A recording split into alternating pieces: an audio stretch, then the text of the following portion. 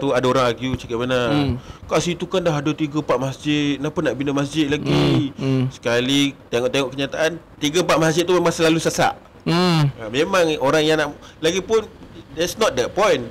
Tanah tu pemilik dia nak mewakafkan untuk masjid. Suka hati dia lah buat apa kan? Dia baru ke kita, dia nak buat TRX baru ke, nak buat masjid ke. That's not the point lah bagi saya lah. Sajalah nak buat soalan cepuk emas kat Cik Gabanah lah. Ada yang kata siapa sahaja yang menolong pembinaan rumah agama ibadah lain berdosa. Apa pandangan Cik Gabanah?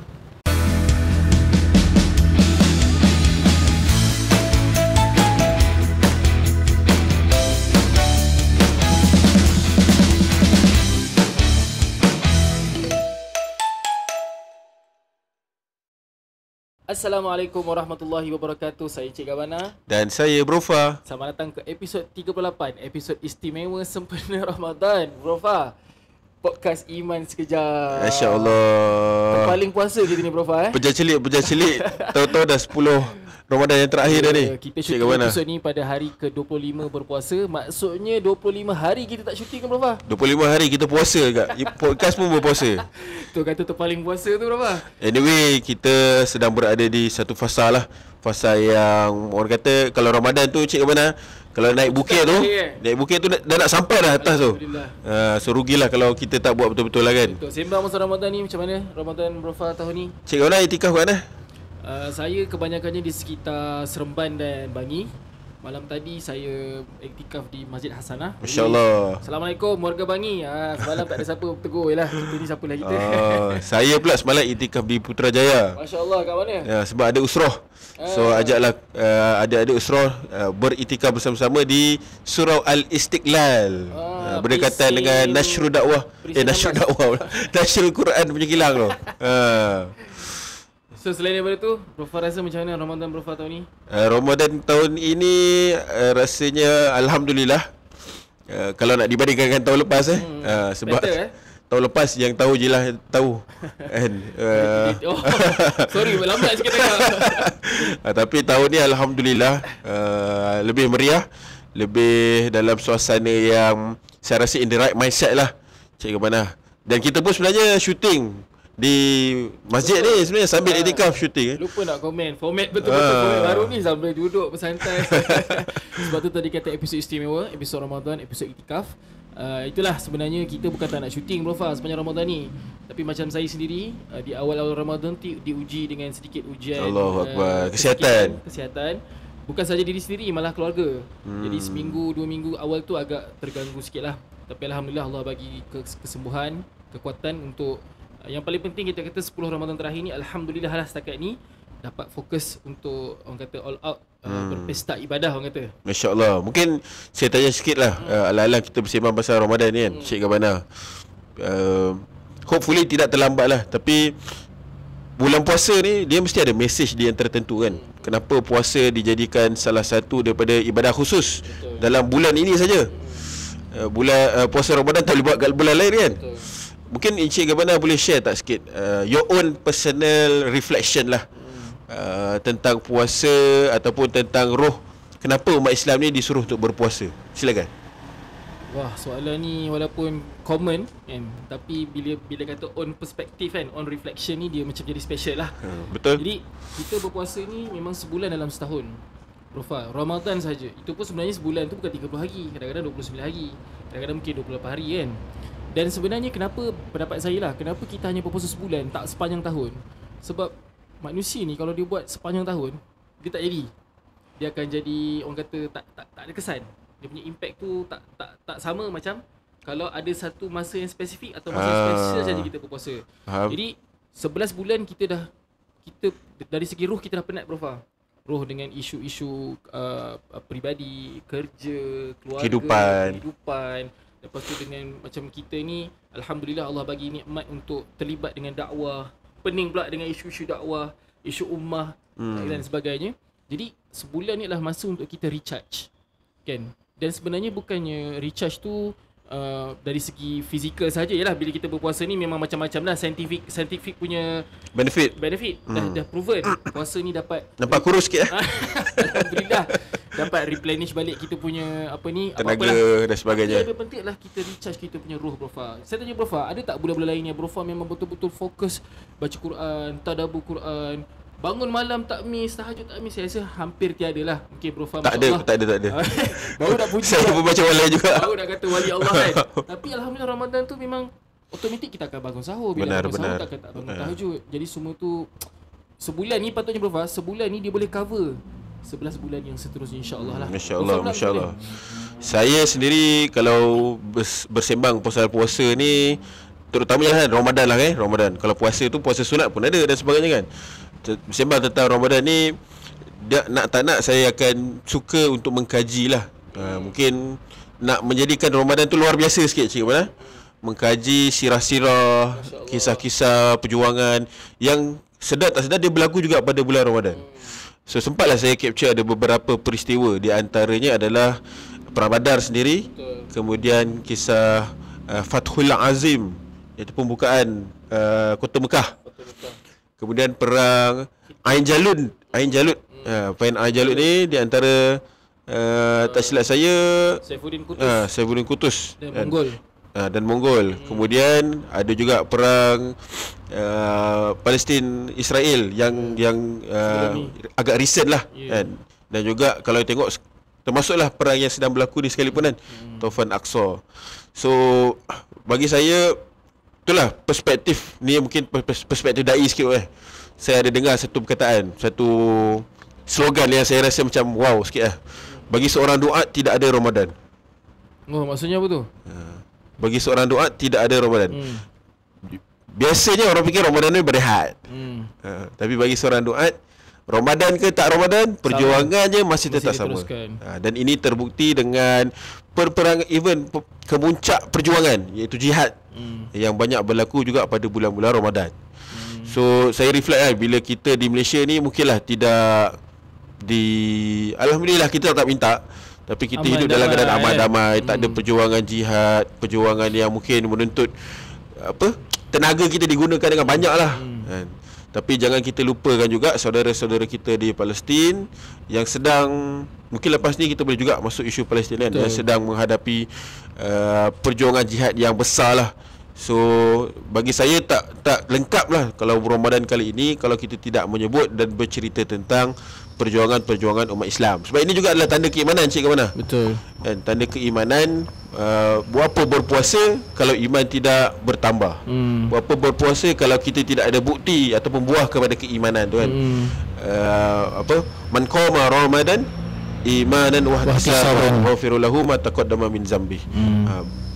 Barang siapa yang mendirikan Ramadan dengan penuh keimanan dan ihtisaban, menghisap dirinya maka Allah akan mengampunkan dia pada bulan Ramadan. So itulah sedikit reflection saya.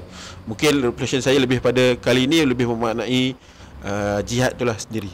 Jadi bila dah sebut pasal jihad ni, of course kita tak boleh lari daripada kita nak berbicara tentang isu apa yang berlaku di Palestin. Tapi sebelum tu sebelum kita nak go deep down dengan isu Palestin ni, kalau Bro Fah masih ingat, sebelum kita buat sebelum kita masuk Ramadan, kita buat shooting episod sebelum Ramadan, kita dah sebut tema yang kita nak bawakan, tema muassis kita nak bawakan dalam Ramadan ni bulan perubahan. And Ramadan ni bulan taghyir. Bro Fah rasa setakat ni dah 25 hari dalam sebelum berpuasa ni, sejauh mana tema tu hidup ataupun tema tu tercapai lah kita kata dalam diri Bro Fah dan dalam personal level, macam saya dah cerita tadi itulah, saya buat kajian-kajian sejarah, baca, dan sudut ibadah pun alhamdulillah bertambah dengan banyaknya. Bukanlah nak ni mengangkat diri, tapi nak kata sebelum Ramadan ni betapa teruknya lah ibadah kan. Cuma satulah yang saya rasa tahun ni yang saya buat yang tahun-tahun lain tak buat, iaitu mengajak keluarga untuk berqiyamul lail. Alhamdulillah. Ini keluarga ni bukan bermaksud isteri, tapi mak ayah lah sendirilah. Tak pernah sebelum ni terdetik mengajak tu WhatsApp ke dalam grup ke, mengajak pergi ke rumah, tidur bersama, qiyam bersama dan sebagainya lah. So saya rasa macam perubahan itu berlaku bukan sekadar di peringkat individu taghyir tu, tapi juga di peringkat keluarga. Masyarakat mungkin belum dapat lagi, tapi kita ke arah situlah, insyaAllah. Alhamdulillah. Okay, so alang-alang kita dah sebut pasal jihad, dah sebut pasal Mahir Tahir, ya kita sama-sama bersimpati dan juga marah dengan apa yang sedang berlaku di Gaza secara Profile. Kalau kita boleh recall balik, sebenarnya sebelum kita shoot episod terakhir ni masih lagi dalam fasa genjatan senjata. Tapi kalau Bro Fah masih ingat, semasa kita sembang-sembang Dr. Fizi ada cakap, dan genjatan senjata ni anytime boleh berakhir. Ya kita pun dah agak, kalau genjatan senjata berakhir ni, pihak yang mengakhirkan atau pihak yang memviolate ni confirm adalah Israel. Dan terbuktilah. Dan kita sangat, bagi saya lah personally, saya sangat sedih kepada sahabat-sahabat saudara kita di Palestin, sebab kita ingatkan Ramadan ni at least mereka boleh sambut dengan tenang, dengan aman. Tapi akhirnya mereka terpaksa juga menyambut dengan peluru, dengan bom dan sebagainya. Dengarnya kadar kematian, kadar tu lebih dahsyat betul. sebelum ceasefire. Dan yang kita kata korban yang besar adalah kanak-kanak dan wanita sebenarnya, Bro. Sebab mereka ni, kita kata, yalah, dalam Islam pun wanita dan kanak-kanak ni sentiasa menjadi golongan yang dilindungi. Kan? Saya tengok ada statistik lebih kurang dalam 40 ke 50% kanak-kanak yang dibunuh sejak ceasefire telah terbatal. So how do we react, Cik, ke mana benda ni? Ya, kita marah dan sangat, tapi sebenarnya Bro Fah, macam saya tak tahu lah, ini saya punya observation, genjatan senjata ni dia macam telah melumpuhkan atau mengimunkan reaksi masyarakat antarabangsa, hatta masyarakat dunia Islam sekalipun. Kita tengok reaksi selepas second attack ni macam tak berapa strong. In fact, dekat Malaysia pun tak ada lagi kita ada protes besar-besaran dan sebagainya. Yang mungkin sebab puasa ke, tak tahu kan. Tapi alhamdulillah kita tengok di negara di New York dan sebagainya, mereka dah mula membuat protes besar-besaran. Rally. Malah di Israel sendiri berlaku, tapi Israel ni, orang Yahudi ni, mereka ada kepentingan berbeza lah. Mereka buka rally tu bukan mereka tak setuju kerajaan mereka serang Gaza, tapi mereka tak setuju sebab ia menjejaskan nasib tawanan-tawanan yang masih lagi berada di Gaza. Cuma saya lihat reaksi masyarakat antarabangsa ni sangat mengecewakan, Bro, sangat menghampakan. Saya tengok sendiri, kalau perasan video-video dalam social media dan sebagainya, memang kebanyakannya daripada barat. Betul. Daripada negara Malaysia sangat minima. Daripada negara-negara Arab lain tak payah cakap lah. Setakat kecam je lah. Itulah. So kita hanya boleh, macam mana, Cik Abang, bukanlah nak kata hanya boleh, setidak-tidaknya kita mestilah mendoakan, kan. Betul. Terutamanya pada 10 malam yang terakhir ini. Tapi selain daripada kita mendoakan, kita pun boleh mula menghidupkan kembali semangat ataupun perjuangan media kita. Setuju. Sebab baru-baru ni pun, Cik Abang, kalau mungkin kita boleh share sikit, kan. Kita sempat bertemu dengan wakil daripada Gaza, rakyat Gaza yang datang ke Malaysia untuk membuat kutipan infak. So dalam perjumpaan tersebut banyaklah benda-benda yang dikongsikan, kan. Terutamanya tentang peranan bagaimana sebenarnya mereka mengharapkan kita ni bukanlah datang dan berjuang. Jika itu mampu, maka lebih baik. Tapi kita memperjuangkan dengan menggunakan naratif, mencipta naratif, menyebarkan awareness, sebab kalau kita perasan lately lah, perjuangan media Israel tu makin menjadi-jadi, makin lebih dahsyat. Dia mungkin lebih dah pandai, dah belajar daripada apa yang berlaku daripada yang serangan yang pertama tu. Serangan kedua kali ni, mereka punya naratif tu saya boleh katakan agak prominent lah di kalangan barat tu. Dia kata yang pecahkan kejahatan senjata adalah Hamas, tak nak pulangkan tawanan, mereka yang mula menyerang dan sebagainya lah. So seruan saya adalah gunakan, hidupkan balik saluran-saluran media kita, tulisan-tulisan kita, podcast pun kita nak buat. Paling komen share je, bro. Kan, share dengan keluarga, WhatsApp keluarga, kita, saya rasa setiap daripada kita at least ada 10 lah grup WhatsApp tu paling common tu, kan. Share je, forward dan sebagainya. Dan itulah, kita kena rasa that is the minimum yang kita patut buat lah, kan. Saya just nak komen kepada sesiapa yang merasakan bahawa perjuangan media ni sesuatu yang insignificant atau tidak ada pemberatnya, saya nak bagi tahu sebenarnya di barat sendiri dia punya naratif tu dah semakin berubah, semakin pro Palestin. Baru ni saya tonton satu temu bual ataupun satu macam kadang-kadang kan dekat Malaysia kan dulu ada apa Malaysia Hari Ini, Malaysia apa pagi punya talk show kan. Oh faham. Ni Sky News dekat UK. Okay. So dia jemput duta Israel ke UK. Sebelum-sebelum ni memang makcik ni lantang lah. Tapi kali ni news anchor tu, pemberita tu, dia grill duta Israel ni lah. Betul-betul. Dia cakap pasal bukan ke Israel yang violate ceasefire. Dia kata lah Hamas, dia macam support Hamas. Dia kata Hamas dah memenuhi semua syarat-syarat fasa pertama. Kan? Jadi macam seronok bro tengok duta Israel tu kena bash. Sebab dia nak jawab pun dia terpaksa guna macam no, you have to understand. You don't understand. You don't wah, kita tahu lah dia memang cuba nak mengcover.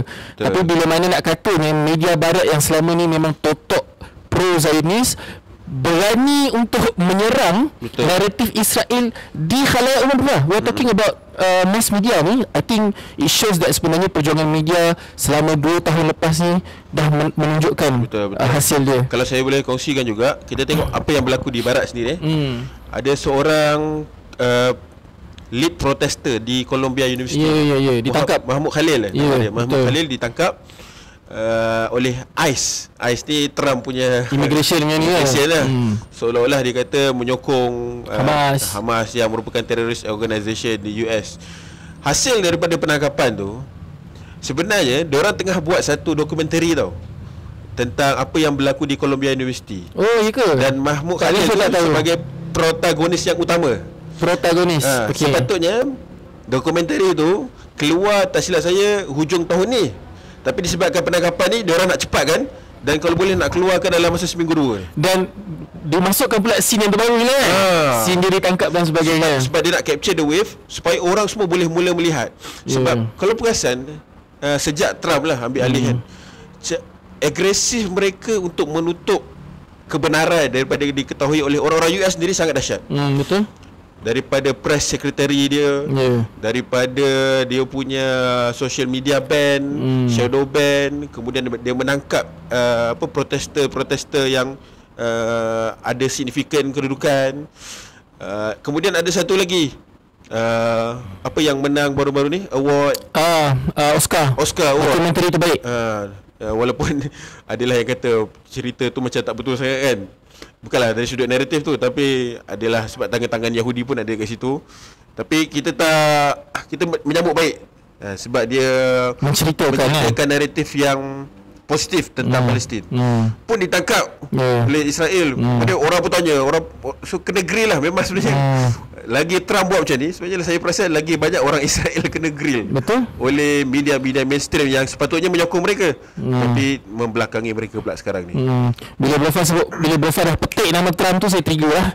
Banyaklah yang kalau kita nak sembang, banyak benda kita nak sembang. Tapi kalau Blofar masih ingat ataupun pilihan raya Amerika Syarikat tu, yang ramai orang buat analisis dan sebagainya. Sebelum dia dilantik, Trump will be a better candidate in terms of dan umat Islam pun ada yang mengambil pendekatan untuk memboikot pilihan raya dan akhirnya memenangkan Trump. Pula senjata-senjata pun berlaku lepas tu. Betul. Tapi sekarang kita nampaklah wajah sebenar syaitan berwajah manusia bernama Trump ni. Yang kononnya dia nak pada zaman dia tidak berlaku ada peperangan.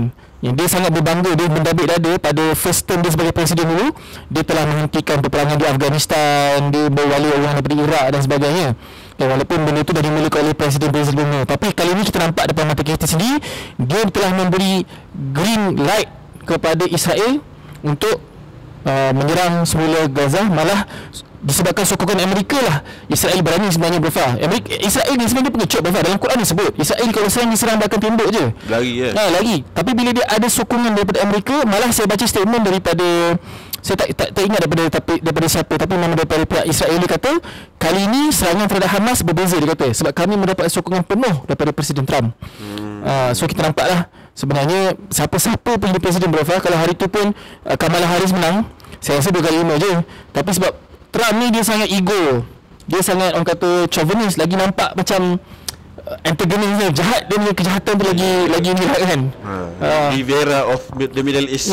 Dan Amerika juga telah buat sesuatu yang menambahkan lagi ketidakstabilan di Timur Tengah apabila mereka sendiri menyerang Yaman, Sana'a. Sebab Houthi ni Bofa, kita mungkin tak setuju dengan dia punya akidah ke, dia punya political stance ke, tapi sekarang ni mereka satu-satunya umat Islam ataupun satu pasukan yang nampak menyokong Gaza bukan hanya dengan kata-kata tapi dengan perbuatan. Jadi international trade telah kerugian berbilion dolar Bofa disebabkan oleh serangan-serangan Houthi terhadap kapal-kapal yang lalu sebab Yaman ni dia dekat tepi laut. Betul. Dia jaga saluran air tu kan. Jadi memang perdagangan Europe, perdagangan Amerika semua sangat terjejas. Jadi Amerika ni marahlah. Tak silap saya baru ni mereka serang balik kapal perang Amerika. Dahsyat lah. Padahal kita kalau Houthi ni siapa-siapa lah, maknanya dari segi kelekapan perang dia kan. Betul. Dia apa orang Gaza tu kata, dia kata kami suka bila ada kumpulan-kumpulan macam Houthi bantu menyerang mereka dan Israel kan. Walaupun banyak benda yang mereka tak bersetuju bersama sebab untuk makluman semua juga, Houthi pun ada membuat so-called mini genocide lah di Yaman sendiri, terutama dengan ikhwan di Yaman dan sebagainya lah. Tapi that is bukan nak kata a side story, dia kisah yang penting juga. Cuma kita ni lah umat Sunni yang patut malu. Malu. We have to look at bigger picture. Asyik nak reconstruct Gaza, asyik nak bina Gaza berbilion-bilion. Tapi having said that Bofa, baru ni kan saya jumpa satu Twitter tau. Tak sedar nak panggil X pada Twitter je kan. Ada orang yang dia bertanya, I have an honest question. Cakap saya ada soalan jujur. Macam mana Arab Saudi boleh tergamak, dia kata dia tanya soalan ni kepada Saudi citizen, macam mana Arab Saudi boleh tergamak untuk pintas peluru berpandu daripada Houthi, yang mana peluru berpandu tu ke Israel. Saya mula macam menjangkakan jawapan-jawapan yang tak tahu nak cakap kan. Tapi bila saya terkejut Bafa, kebanyakan orang yang reply tu dia menyokong tindakan Saudi tu dengan alasan-alasan macam how are you supposed not to support Saudi? They are protecting the holy cities of Mecca and Madinah. Kononnya Houthi ni sebenarnya nak serang, memang dulu kita ada dengar saya ada serangan-serangan Houthi menuju ke arah itu. Jadi mereka justify. Mereka justify bahawa mereka memintas ni dan tindakan kerajaan Saudi itu kerajaan yang tepat. Ni semua saya penjilat kerajaan ni yang kat mana-mana pun ada Bapak Itulah, lagi-lagi kalau kita tahu kedudukan Saudi ni sendirilah yang saya nak kata pemimpin bahasa Ramadan ni kena jaga sikit. Tapi itulah, astagfirullah. Ini soal. So kita terus mendoakan insya-Allah, dan kita mengharapkan natijah yang lebih baiklah selepas Ramadan kali inilah, dalam keadaan umat-umat di Palestin juga dapat beraya. Teruskan berdoa. Kita sebenarnya tak tahu Bafa, doa kita ni very powerful, and mungkin kita sih underestimate dengan kekuatan doa kita. Tapi ambillah 5 malam lagi terakhir bulan Ramadan, 5 terakhir lagi ni insya-Allah untuk memanjatkan. Tak salah kita nak mendoakan diri sendiri apa semua, tapi selitkan juga untuk doa-doa saudara-saudara kita di Palestin. Cuma sikit saya selit sikit Bafa, follow tak Ramadan series Dr. Ahmad Sulaiman? Ada nampak tapi tak sekarang ni dia sedang berbicara tentang barzakh. Menarik Bafa, dia bagi tahu tentang, especially dia dekatkan dengan orang Palestin ni lah. And dia kata orang Palestin ni sebenarnya mereka tengah bergembira dekat barzakh sana. Mereka sedang berbuka puasa dekat barzakh. Sebab dia buat cerita Usman Al-Affan, dan cerita ni memang saya pernah baca sebelum ni. Usman sebelum dia meninggal Bafa, sebelum dia syahid, dia memang dia bila Bafa sebut kisah-kisah perjumpaan Ramadan kan, dia syahid di bulan Ramadan. Dia memang berpuasa, dia memang sedang baca Quran dan sebagainya, dan dia tertidur. Dalam tidur tu dia berjumpa dengan Nabi, Abu Bakar dan Umar. Nabi kata apa? Ya Usman, engkau akan berbuka bersama kami pada hari ini. Dan memang dia dibunuh sebelum masuknya waktu maghrib berbuka. Jadi Dr. Ahmad Sulaiman kaitkan kisah itu dengan berapa ramai orang Palestin yang terbunuh syahid di bulan Ramadan ini sedang berbuka puasa dengan Nabi sallallahu alaihi wasallam di syurga sana. So kita mencemburui dan kita harap kita pun dapat menuruti langkah-langkah mereka. InsyaAllah Bafa. Perjuangan yang kita adalah setakat ni di podcast, di media, di tulisan. Mungkin Bafa sebab pasal barzakh tu, mungkin nanti bila kita mati, kita bertemu dengan orang Palestin ni, mereka akan sebab ini saya bagi macam overview kisah barzah ni lah. Mereka akan berterima kasih kat kita. Bukanlah maksudnya kita ni berjasa sangat, tapi dia akan cakap, Brofa, Cik Gabana, terima kasihlah kerana menyebarkan berita tentang Palestin. Kami dekat Alam Barzah tahu yang kamu semua menyampaikan. Meremang cakap ni. Meremang. Tapi bayangkan situasi tu. Ya, insyaAllah. Inilah usaha kita yang sedikit, Brofa, untuk menyebarkan kesedaran ni. Mengajak penonton kan. Jangan rasa timid, jangan rasa peranan kita kecil. Sebenarnya bila dengar kisah ni, kita nampaklah mungkin sekadar share, like dan berkongsi forward ke grup-grup WhatsApp sudah cukup untuk memperolehi kata-kata ucapan terima kasih di alam barzah ni. InsyaAllah. Maybe kita berehat sebentar. Baik.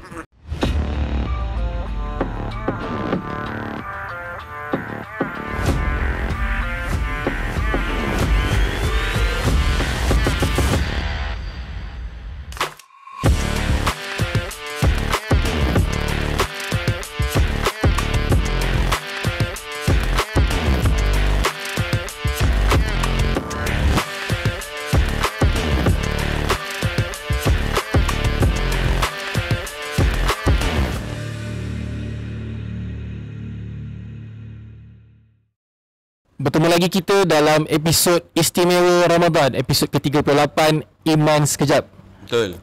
Cik Gabana, sembang-sembang pasal US, Trump dan sebagainya ni. Kita jangan lupa dia ada satu lagi aktor sebelah Trump ni bernama Elon Musk. Mas Elon. Mas Elon. Dan dia sedang dengan dahsyatnya lah mengepalai satu department, dia panggil Dodge Department. DOJ. Untuk menyelamatkan, menjimatkan ke balance sheet United States lah. Dan salah satu cara penjimatannya adalah memotong dana, memotong dan menggeledah satu badan yang baru-baru ni agak masyhur di Malaysia. Badan tu bernama USAID. USAID ke? USAID ataupun USAID yang berperanan untuk menyalurkan bantuan-bantuan sokolah katanya kemanusiaan di seluruh dunia. Betul. Tapi USAID ni dia notorious berapa? It is known to salurkan bantuan-bantuan kepada kita kata rebel-rebel di negara-negara tertentu untuk menjatuhkan setengah-setengah kerajaan. Dan sekarang ni dah dipotong lah kan? Ditutup dipotong ditutup terus. Tak silap saya ditutup. Ditutup.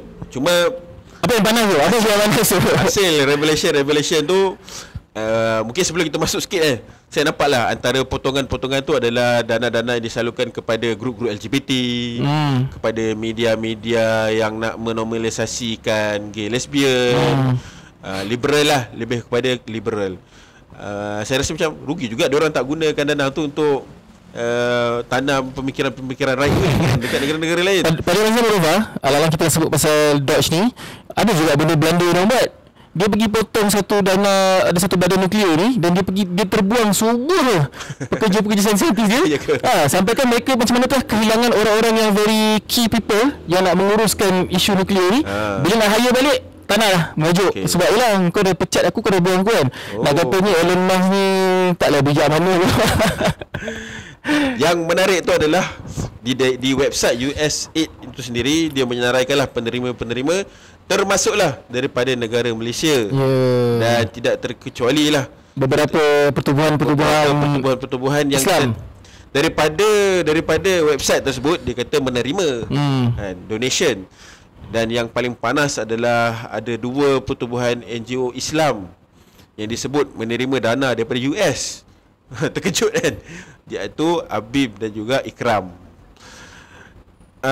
Mungkin kita debunk sikit lah nanti tentang isu ni sebab mereka pun dah keluarkan statement. Betul. Habib saya tak terbaca lagi. Tapi daripada pertubuhan Ikram, sebab kita pun banyak kawan-kawan sahabat-sahabat pertubuhan Ikram.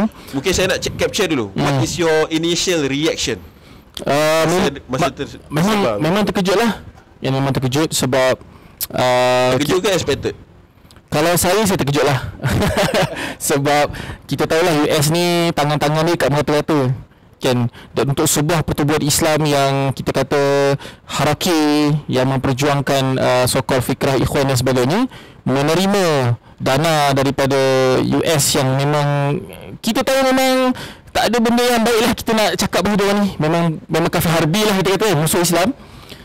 Menerima dana for whatever reason, I think it's questionable lah. Tapi bila kita baca statement-statement daripada kawan-kawan sahabat-sahabat kita tu, rasa lega sikit lah. Tapi maybe Bro Fah, your first initial reaction. Initial reaction saya waktu tu tengah beriftar dengan orang-orang Gaza. So rasa macam sentimen tu telah mendahului. Lagi panas lah kan. Sampai hati ambil apa semua kan. Waktu tu terkeluar, buka balik apa Albana kata tangan yang mengambil tidak boleh memukul. Aduh. Kita ni sundu kuda jiu buda. Memang tak boleh dinafikan peranan certain individu dalam social media pun menyebabkan reaction masyarakat majoriti lah. Betul. Terutama daripada satu NGO lah. Tapi kita sebut je bro, daripada kawan kita lain-lain Isma ada yang mengambil kesempatan ni untuk memburuk-burukkan jugalah kan. Betul. Tapi alhamdulillah, saya pun nak memuji Presiden lah ataupun Ikram sendiri, yang telah mengambil langkah proaktif untuk memberi kenyataan berkenaan isu ni. Dr. Badli Shah. Dr. Badli Shah. Dia mengatakan bahawa Ikram tidak menerima dana, tetapi membantu penyaluran dana daripada USAID kepada mangsa-mangsa yang COVID lah, masa COVID lah. Masa-masa dia bukan aid kan, dia apa macam bungkusan apa makanan, bantuan-bantuan lah kan. Aid lah tu, tapi duit. Bukan duit lah, bukan dana lah.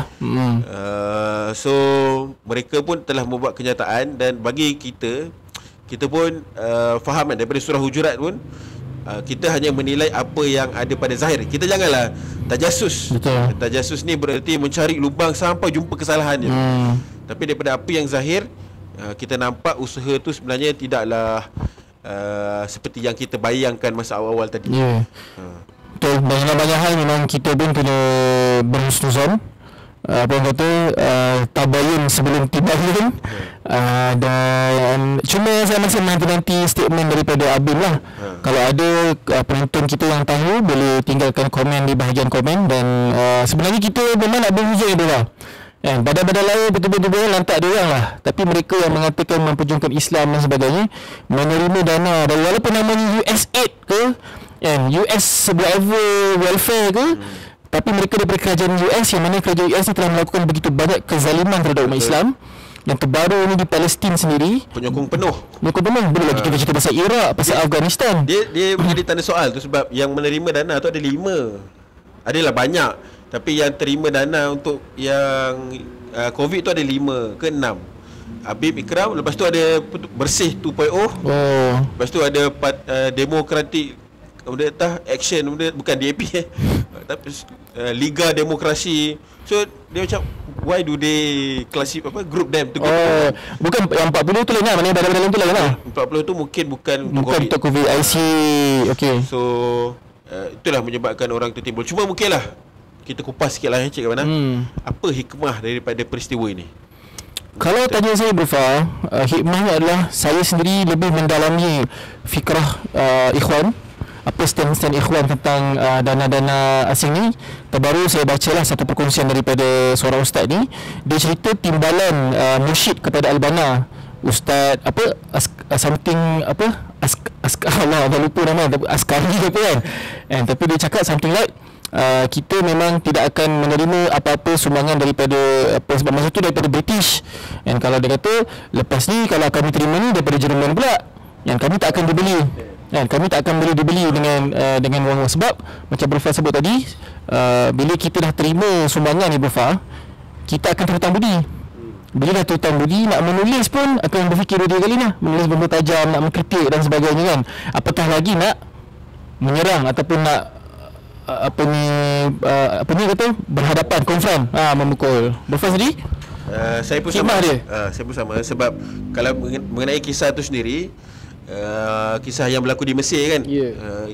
Sebab British ni dia telah berjaya untuk orang kata apa menundukkan rakyat Mesir sendiri dari sudut memperhambakan mereka dari sudut ekonomi, dari segi mentaliti, dari segi mentaliti dan sebagainya, untuk bergantung harap kepada kuasa luar, kecuali ada satu badan. Nama badan tu adalah Ikhwanul Muslimin, yang mengajak manusia untuk kembali balik kepada Islam yang syumul, Islam yang sebenar, bangkit berjihad untuk melawan British, untuk menghalau kuasa-kuasa luar daripada negara mereka. So usaha banyak mana pun British, dia tak berjaya untuk mengalahkan satu kumpulan ni, Ikhwanul Muslimin. Jadi mereka cuba cara lain Jadi mereka mencuba cara lain adalah dengan membeli Ikhwanul Muslimin. So peristiwa tu di Terusan Suez, syarikat Terusan Suez, manager dia Encik Dan, Mr. Dan nak memberi duit kepada Ikhwanul Muslimin untuk tujuan-tujuan dakwah. Macam tujuan dia tu macam bagus lah kan. Tapi kata Al-Banna, memang seperti yang Encik Bana terangkan tadi itulah, kalau kali ni dia bagi British Pound, esok pula dia bagi Mark Jerman, ni pula dia bagi US dollar lah pula. So tangan yang memukul, tangan yang menerima tidak sesekali mampu memukul. Dan memang macam itulah kan konsep dana dalam dakwah ni, Cik Abana.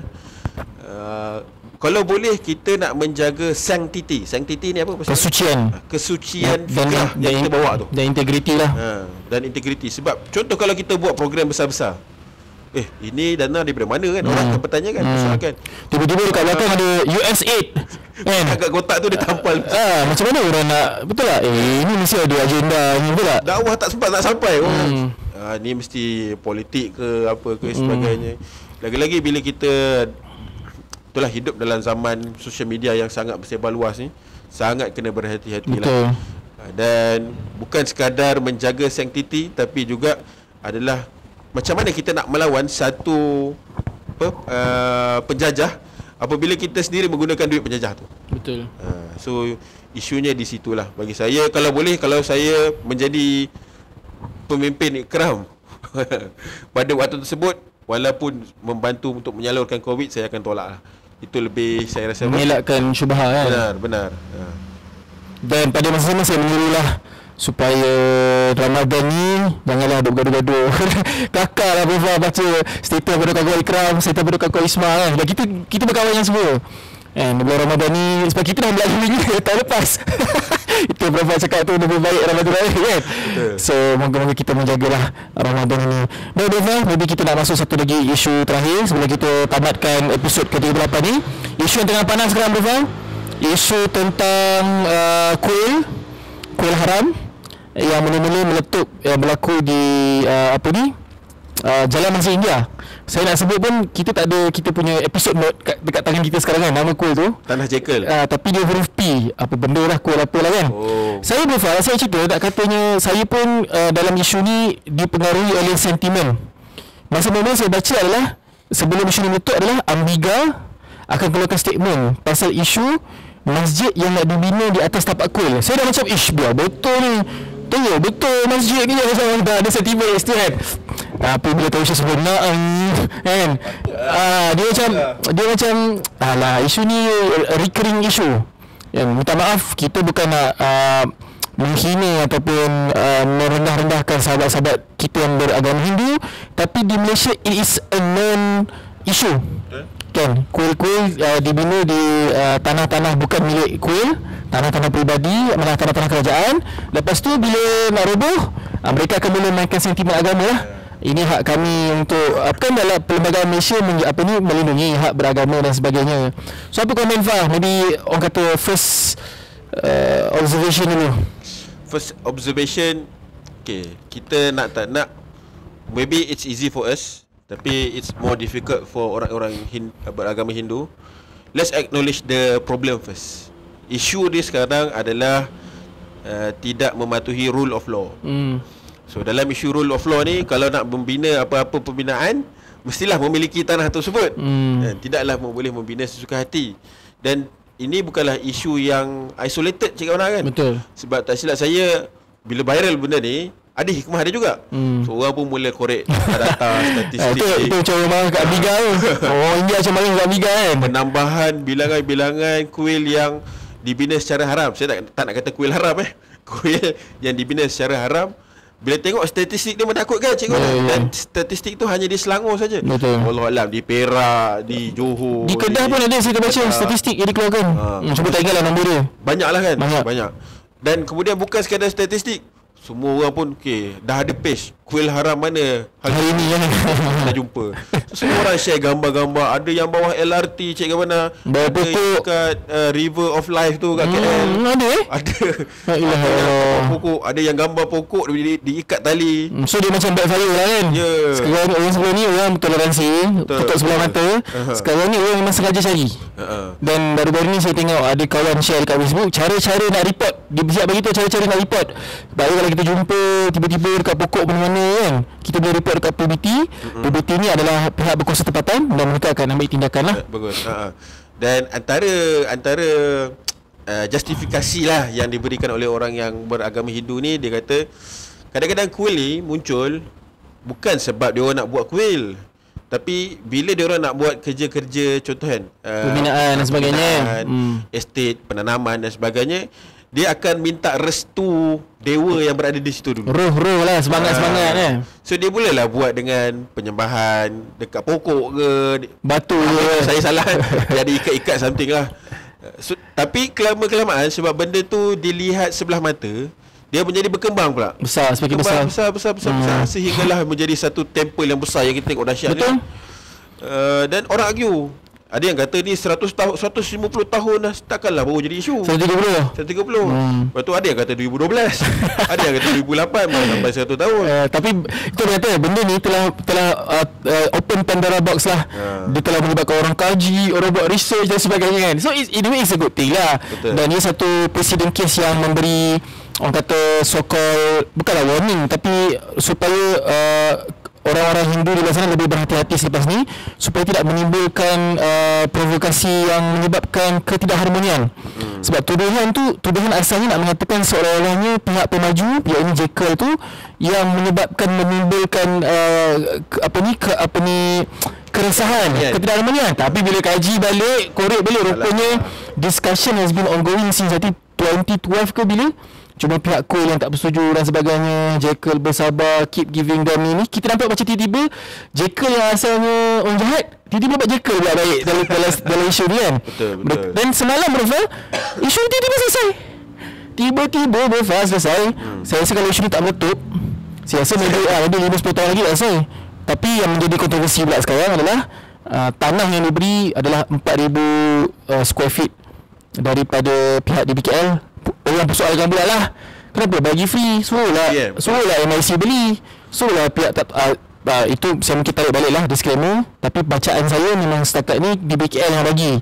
Tapi kalau saya tersilap, boleh betulkan, boleh komen. Dan kalau kami jumpa fakta-fakta lain, kami akan tulis dekat kita punya episode notes lah. Tapi orang marah juga lah. Kalau masa tu senang kan, lepas ni buat hal lagi, buat perangai lagi, nanti dapat tanah free. Saya tak ada isu rasis ke apa. Tapi again, it's about rule of law. Negara kita ada undang-undang, patuhi undang-undang. Ada baca statement daripada Menteri Wilayah Dr. Zaliha tentang solusi ni? Belum. Dia kata pengkhususan memberi tanah free ni hanya untuk kes ni je, dia kata. Tidak boleh dijadikan presiden. Kamu lah lagilah orang mengamuk lah. Let's be realistic lah kan. Benda ni sendiri memang dia akhirnya akan membawa satu mesej lah. Mesej yang kita boleh buat suka hati. Sebab apa? Dia ada satu naratif. When it comes to agama Islam, it's very strict.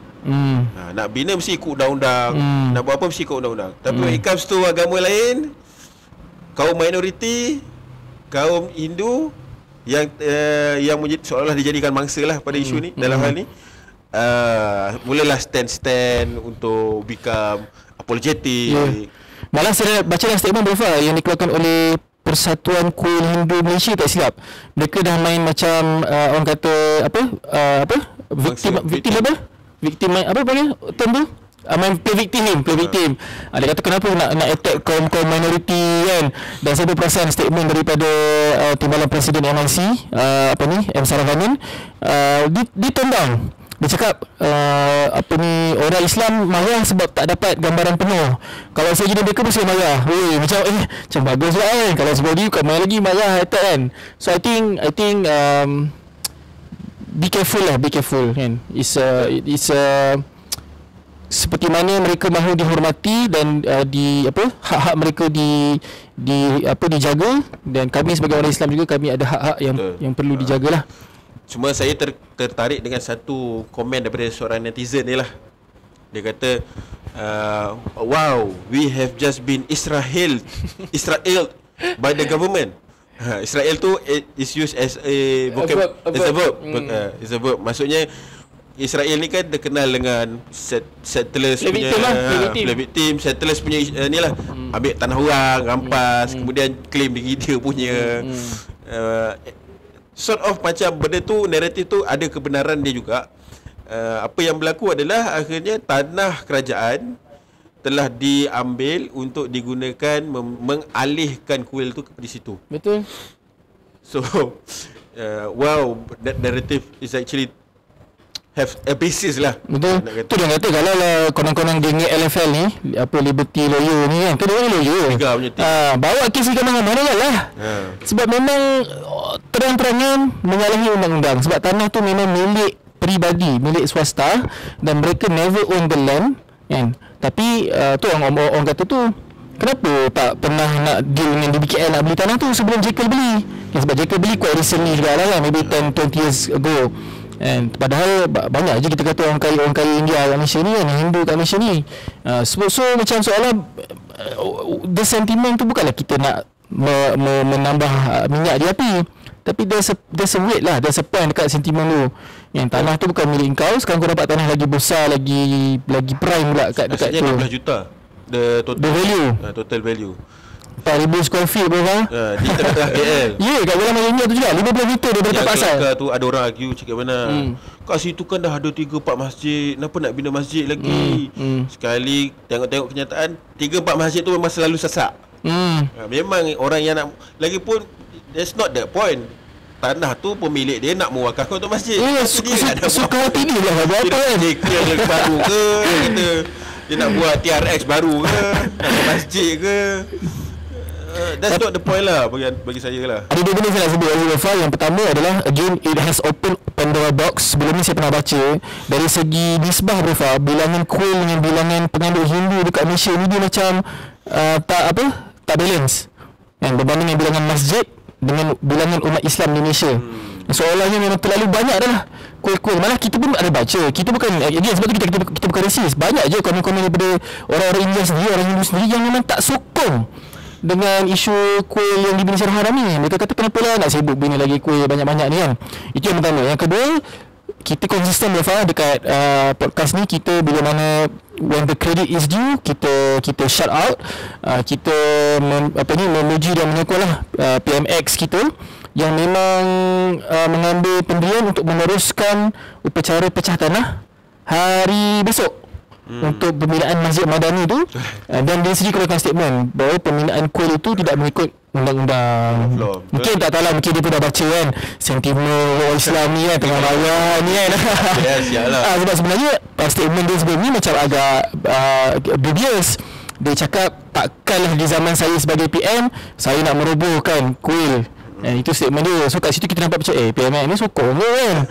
Tapi wallahualam mungkin dia punya advisor ke apa has done their job, advise PM macam mana, and dia telah mengambil pendirian terbaru ni lah. Saya nak sajalah nak buat soalan cepuk emas kat Cik Gaban. Cepuk perak ke? Ada yang kata siapa sahaja yang menolong pembinaan rumah agama ibadah lain berdosa. Apa pandangan Cik Gaban? Saya bukanlah orang yang arif berfaham dari segi hukum hakam ni. So I can answer.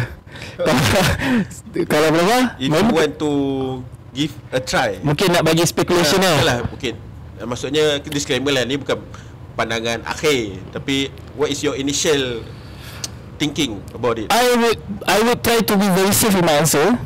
Kalau saya sebagai seorang pemimpin, yang mana ketika itu memang ada keperluan untuk ada rumah ibadah agama lain. Keperluan ni, bila kata keperluan ni memang sama ada tak ada apa ke, dan dibolehkan lah.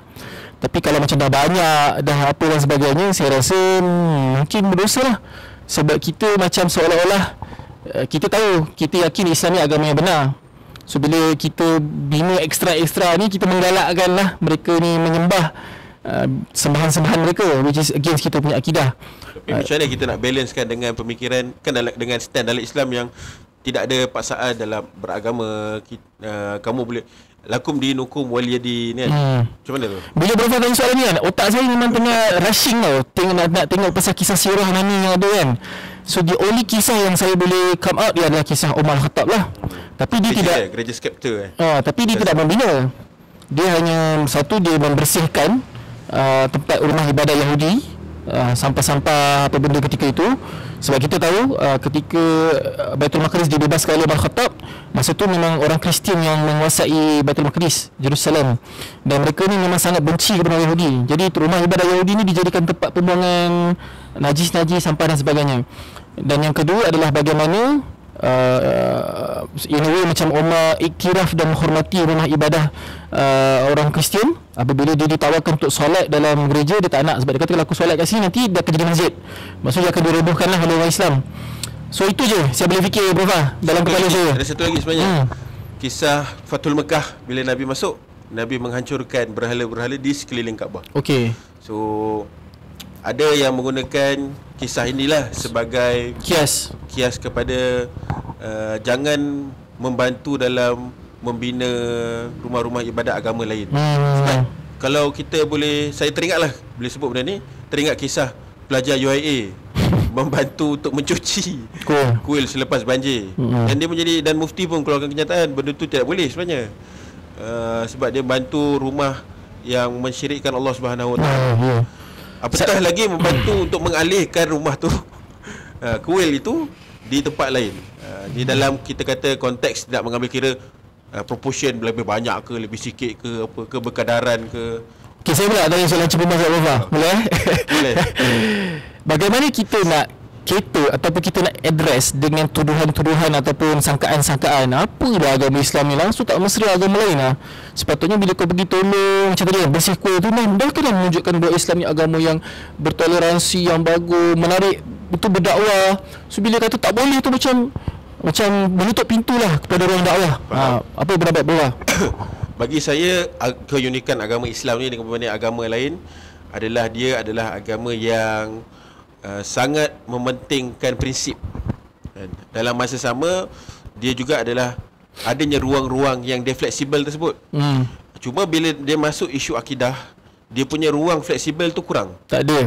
Saya kata tak ada lah. We are very firm lah. Ada apa pandangan-pandangan, kan ada masa-masa akidah yang banyak juga kan. Tapi kebanyakannya semua bersepakat dalam isu besar dalam akidah. Setuju. Apatah lagi dalam membantu untuk membersihkan kuil lah, ataupun yang tempat yang clearly mensyirikkan Allah SWT. Inna syirka la zulmun azim. Sesungguhnya syirik itu adalah kezaliman yang azim, paling besar. Agung. Bukan besar lah, agung. So bagi saya Islam dia ada harmoni dia. Tapi jangan kita fit that definition of harmony luar daripada konteks dia sampai kita melunturkan akidah. So dalam solusi Islam harmoni banyak. Ya ayuhannas, ya wahai manusia, aku jadikan kamu kaum dan berpuak-puak supaya kamu saling kenal mengenali, saling bertaaruf. Kemudian dalam surah tak silap saya surah Tahrim kot pun ada menyebut jika mereka tidak melawan kamu, jika mereka Mumtahanah, maka berlaku baiklah kepada mereka, berlaku adillah kepada mereka. Jangan kerana kebencian kamu tidak kamu berlaku adil kepada mereka. Betul. Kalau saya jawab diri sendiri, banyak je orang lain kau nak bawa baik dan bertoleransi kan. Bagi bantuan, pergi bagi makanan kan, pendidikan dan sebagainya. Tapi dalam isu akidah, I think we need to be very clear lah, very firm. So in this case, Cik Gabana, do you see are you on the side of being apologetic or being more firm? I have to be firm lah. You have to be firm. We have to be firm sebab dalam dunia sekarang ni yang mana banyak anak-anak muda yang dah ke laut, we need to be the torch yang menunjukkan mereka jalan lah. Kan kita tahu bila isu akidah ni adalah isu yang selalu menjadi contested issue. Kan banyak pandangan-pandangan yang mengelirukan. Nak pula ada golongan-golongan agamawan yang mungkin ada kepentingan tertentu, kita tak sebut nama, kan, yang memberi pandangan-pandangan yang mengelirukan lah. Kenapa pula tak boleh dan sebagainya kan. Jadi kita kena be firm supaya kita boleh menunjukkan jalan lah, Prof. That is my stand lah. Jemput terjun ke dunia X. betapa banyaknya Saya memang X cuma baru ni aktif balik sebab isu Palestin ni. Yang saya cuba banyak nak champion isu Palestin dululah. Kan. Okay brother, maybe that's about it. Cuma kita nak tutup dengan sebab ini mungkin episod terakhir Ramadan kita dengan orang kata ucapan raya lah. Dan sebelum ucapan raya, semoga kita semua dipertemukan dengan Lailatul Qadar. Kalau belum lagi lah, harapnya belum lagi lah. Kalau dah, moga-moga kita diberi rezeki lah. Orang kata Lailatul Qadar ni memang tak tahu apa. Tak adalah nampak pokok sujud kan, air tiba-tiba beku ke. Tapi ketika ia berlaku, ketika itu kalau kita sedang beribadah, Alhamdulillah. Kalau kita sedang tidur, kita rugi. Tapi kalau kita sedang bermaksiat, Astaghfirullahalazim. Sama. Dia punya efek dia sama. Apa nama ni kalau kau sebut pasal benda ni ada satu geng malam genap. Geng malam ganjil. Lepas tu member cakap kalau kita ganjil kat sini, Saudi genap. Betul lah kan. Sini genap, ganjil Saudi. So macam tak tahu. Poinnya bukan nak kena malam ganjil tu. Betul. Poinnya setiap 10 malam ni kena all out. Kena all out, betul. Ni jalan masa je kau berapa hari je tinggal. Betul. Rugi. Ada satu malam tu saya pun nak penat, saya tertidur malam 23 tu Allah. Rasa macam nak nangis saya bila bangun kan. Tapi bila sedar balik macam saya cakap lah, tak jumpa lagi pada malam. Kita rasa malam ganjil sebenarnya. Tapi maknanya lepas tu memang bershow lah. Setiap malam dah standby kan, nak keluar rumah, nak beriktikaf. Dan kita doakan semua yang bersungguh-sungguh menghidupkan Ramadan tahun ini bertemu dengan takwa. Saya lupa ayat Quran tu, semalam dia baca, pakaian yang terbaik untuk kamu adalah takwa sebenarnya. Kan saya suka tadabbur ni kan, antara sunnah menyambut Aidilfitri adalah memakai pakaian baru. So ada orang memang melihatnya dari segi harfiah, literal. Pakaian baru tu pakaian baru lah. Tapi ada yang melihat sebagai pakaian baru tu adalah takwa yang kamu perolehi daripada Ramadan tu. Jadi semoga kita dapat berpakaian takwa bila Ramadan habis. Dan itulah, selamat raya. Kita akan episod raya ke Cik Gamal? InsyaAllah mungkin dengan berpakaian serba raya tu lah. Kita tengok macam mana. Tak nak janji, hari tu janji juga bulan Ramadan setiap minggu nak keluar. Tapi sekali 10 malam terakhir baru keluar. Kita lupa nak cerita sikit Bafa. Kita nak ucapkan terima kasih lah kepada pihak Masjid Bandar Seri Putra yang menyediakan tempat untuk kita bersantai-santai hari ni. Dan sebenarnya Masjid BSP ni dia agak famous sebenarnya dekat TikTok. Dia agak orang kata influence lah dengan konten-konten yang boleh kita kata bagus lah kot, Islamik lah. Baguslah masjid macam ni kan. Definisi masjid jangan disempitkan kepada tempat solat. Tempat solat saja, tempat duduk saja. Nak tidur tak boleh, anak-anak lari kena marah. Bafa ada ni ucapan sebelum kita tutup? Tidak ada. Tapi kalau ada pun kalau ada pun mungkin sama macam Cik Gamal lah. Kalau episod ni keluar, kemungkinan kalau keluar pun on the way nak pergi balik kampung. Betul lah. Semoga kita punya editor sempat lah. Apa hari ni kan cuti, banyaknya Jumaat pun kerja kan. Dah keluar dah negeri punya. Hari Sabtu Ahad mungkin orang balik. So jam-jam tu jemput tune in kepada Iman sekejap. Kita mengucapkan selamat Hari Raya, maaf zahir dan batin. Make sure drive elok-elok, selamat. Tak nak laju-laju. Inilah masanya. Rugilah kan. Sebab saya pun pernah accident belum masa Allah. Saya pun pernah Ramadan bawa accident. Kurang gula dah pada. Tadi dah habis raya, dah habis puasa. Malam puasa tu, malam nak raya accident kampung, accident. Allah Akbar. Sayang sikit lah. So berhati-hati. Selamat balik ke kampung. Dan insyaAllah jika tidak bersempatan untuk keluar waktu raya, taqabbalallahu minna wa minkum.